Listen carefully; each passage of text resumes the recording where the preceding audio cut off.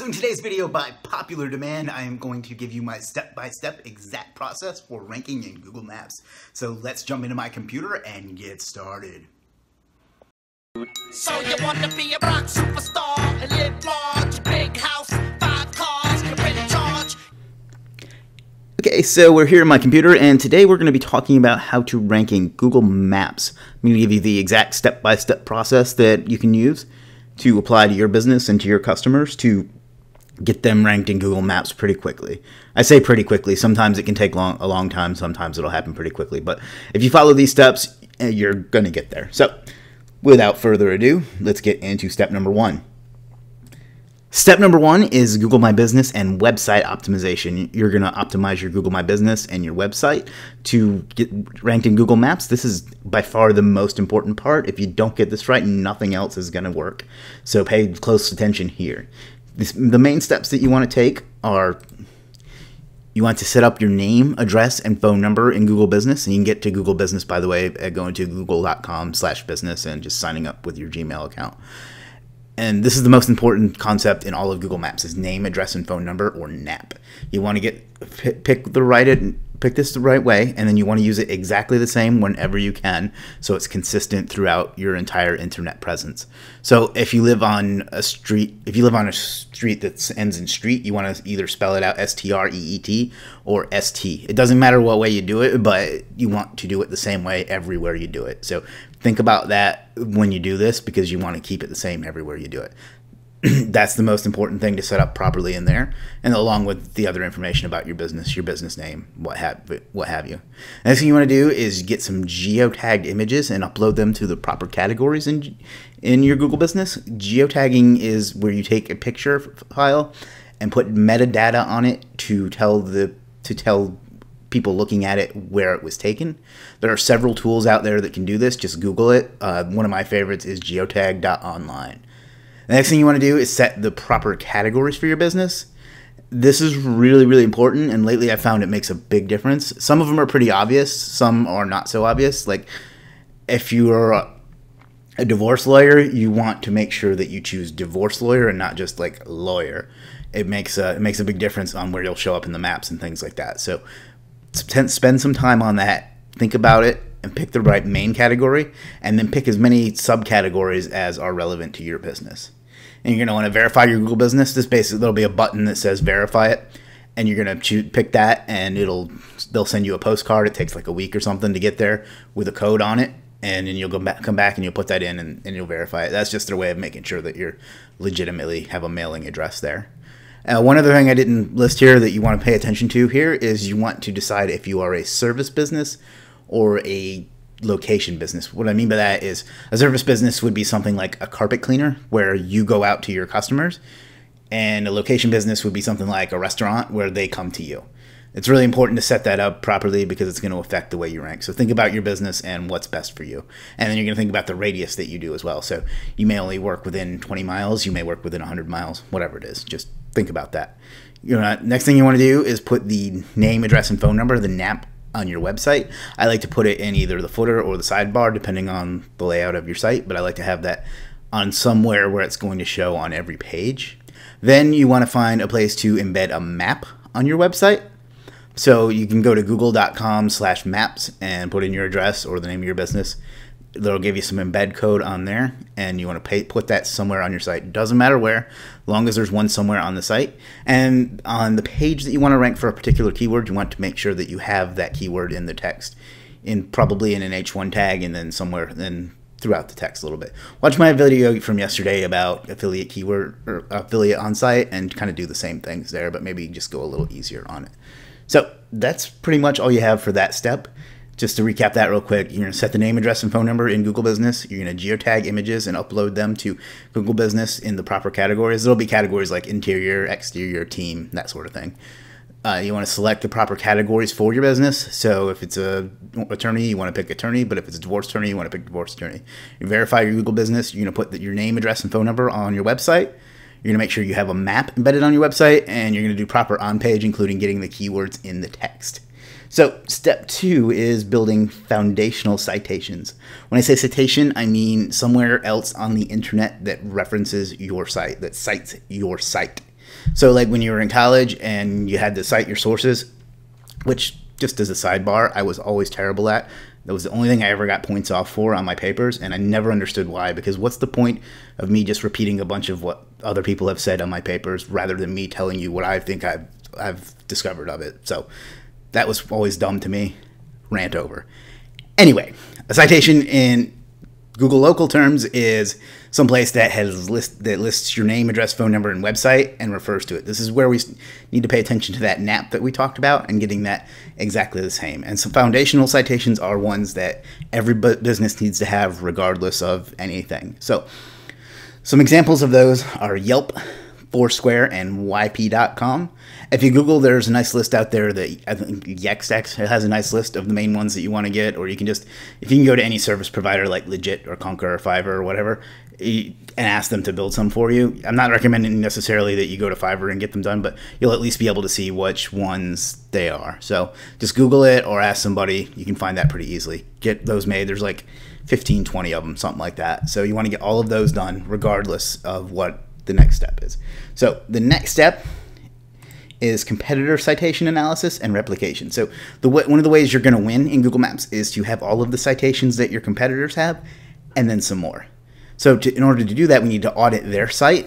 And what we're going to how we're going to do that is with one of a couple different tools. I absolutely recommend that you use SERP.net for this. It's one of the many tools that it has built in. You can look at their citations and then just go have your VA build them or build them yourself or whatever. And then there's another tool called whitespark.ca that will do it. And I'll give you an example of what it'll look like. It's going to look like something like this. If you put in one of your competitors, it'll give you a list of all their citations, and then you can just copy them. So those two sites again are serped.net, serped.net, or whitespark.ca, whitespark.ca. Either of those will work well. I recommend SERP, but it's totally up to you. Step number 4 is Google Custom Map Citations. This is a bit of an advanced technique, but it works so well. It's really powerful. It actually can help rank in organic as well as Google Maps, and these things will actually rank on their own as well. So what a Google Maps citation is if you go to google.com/mymaps, and there will be a link to that here in a second, you're going to be able to create a new map. You're going to put in your name, address, phone number. It's going to create a map. You're going to drop the pin, and then you're going to put in some information. So there's that address again, google.com/mymaps. You're going to put in your name, address, and phone number, a short article around the keyword that you're wanting to rank for. And you can, these other steps are optional, but they help a lot. You can put in a geotag picture. It doesn't have to be geotagged, but you want to geotag whenever you can. You can put in a video. Suppose you have a video that's about your business. You can put that in there. You can put in links to your other citations, as well as any like social profiles and that sort of thing that you have. And then you can put in a link to your site as well. And you absolutely want to have a link to your site. And I think that may even be required, but I'm not 100% sure. I don't remember.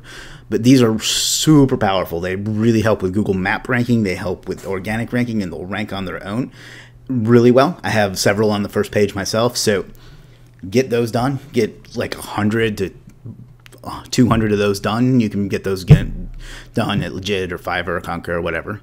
Or you can do them yourself or have your VA do them, however you want to go about it. And then next step is number 5 is Google reviews. In my opinion, this isn't as strong of a factor as it once was, because I see tons of people ranking number 1 and number 2 and number 3 in the maps that have no or few reviews compared to people that aren't ranking that have tons. But I think it still is a tiebreaker, and it still is a factor. And if nothing else, it's just good business, right? So basically what I'm talking about is people that have been your customers or whatever, they can go and leave a review and say that Chris is by far the best looking person I've ever seen in the entire history of my life. And then you'll show up here. Once you get 5 of them, it'll show up here, and then it'll show how many stars you have. So try to get those. You can get those from your clients. That's obviously the ideal way to do it, but you can also, well, from your clients, that is. But you can also get your friends and family to do it. I don't recommend that. And there are places you can buy them as well. Only do that as a last resort, but most of the time you can get them from past business. So next step is local and niche authority links. These are things like Chamber of Commerce. If you're a member of the Chamber of Commerce in your area, they'll usually give you a link to your site that's really powerful and helps with Google Map rankings. It's up to you whether you want to do that or not. It's generally pretty expensive to join some of those things, as well as like Better Business Bureau. If you're going to take advantage of the benefits of being a member anyway, you should definitely do that. It may not be worth it just for the link. That's a business decision that you and your client will have to make. But if you do want to join, it's definitely a great link to have. And then niche authority links are kind of the same thing, where a local one is something about your town. For instance, I live in Myrtle Beach. You would want ones that are related to Myrtle Beach, but a niche would be, if you're a restaurant, it would be restaurant links. So that maybe there's a directory of restaurants, or maybe there's a directory of businesses in your area, that sort of thing. So what you want to do is go and search things like directory of restaurants in Myrtle Beach, or restaurants Myrtle Beach, and find just other places that businesses have listed. So that's different for every niche in every area, so it's going to take some time. It's tedious, but it's worth it. And you may have to even pay for some of them, but again, these links carry a lot of weight, especially for Google Maps. So take the time and do that. The next step is PBNs and guest posts with exact match anchors. In a video a few days ago, I talked about mistakes that SEOs make, and one of them was not using enough exact anchors, and this is part of the reason why I say that, because whether some people are going to tell you that organic ranking has no effect on Google Maps ranking, they're wrong and I'm right. It does. It's not a huge factor, but it does matter. And the way to do that with this is to use PBNs and guest posts with exact match anchor text. So by exact match anchor text, I mean things, using my site, superstarseo.com, as an example. This is old, by the way. This has changed significantly since I took this screenshot, but I went heavy on the term Myrtle Beach SEO, and I ranked really well for that term, both organically and in maps. So the more you hit that with PBNs and guest posts with links to your site with that, not to your Google business. I know somebody's going to ask that. You're going to link to your site with those anchor texts, and it's going to help push you up in the maps for that. So hit that pretty heavily. Don't overdo it. Figure out the right ratio, but don't be afraid to hit it with some exact anchors. It really does have a big effect on it. So step number 8 is map embeds. Map embeds are where you go to google.com/maps, and there's going to be an option to get embed code. So, and it'll give you you'll take that embed code, and then you'll take it to either a PBN, a Web 2.0, or like a guest post if they allow it. Most of them won't, but if it does, that's great. It'll basically look something like this. You'll paste the embed code in, and it'll embed that. So what that does is creates a window into that map, and it tells people that these important sites are talking about that map, and it helps push you up in the ranking. So again, some places that you can embed those are after you go to google.com/map, and so you can either put in your address or the name of your business if it's already verified, and then it'll find it. You'll click embed, you'll grab the code, and then you'll paste it into your PBN or a guest post if they allow it. Again, it's a long shot, but you never know. And you can get a bunch of Web 2.0s. You can build these yourself or get them on Legiit or Conquer or Fiverr or whatever, and paste them into there and have them and create them there. So this has a good effect. It's not as powerful as it once was, in my opinion, but it still matters, and it's something you absolutely have to do. So make sure you do it. It's not as important as some of the other steps, but you absolutely need to do it in order to get to rank in Google Maps. And then the next one is kind of a bonus technique. It's advanced, it's new, but it's powerful. Think of it as a tiebreaker. So if you have done everything and your competitor's done everything the same, and for some reason they're still ahead of you, you're going to do a Google Map stack. I'm not going to go into the details of it. Here's kind of a infographic I took from my good friend Iman, who has a service for it. But basically, it's you create a bunch of Web 2.0s and then link to Google properties and then put in Google custom maps and blah, blah, blah. Just you can kind of look that over if you want. And then if you do that, get that done, that'll help push you over the top usually. So that's all there is to it, really. There are some other little steps here and there. If you want to learn more about it, I do have a course on Google ranking in Google Maps that'll go into detail on each of these steps, and as well as some other things.